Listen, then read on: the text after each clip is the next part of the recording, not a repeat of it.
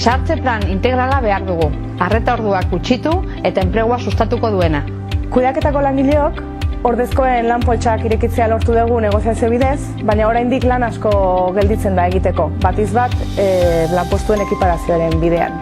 Ordezkontzako araudi berri izan arren, ordezkon eskubideak borrokatzen jarraituko dugu. Aurreskolak, doakoak, unibertsalak, kalitatezkoak eta euskaldunak izatea eskatzen dugu. Guzti hau lortzeko, zuen bozka ezinbestekoa da. LAB zuen bide lagun izango da. Martxoaren 26an, bozkatu LAB. LAB zure bide lagun izango da.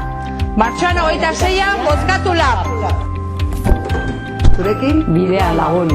Aurreskoletan LAB zure bide lagun. Horregatik, martxoaren 26an, bozkatu LAB!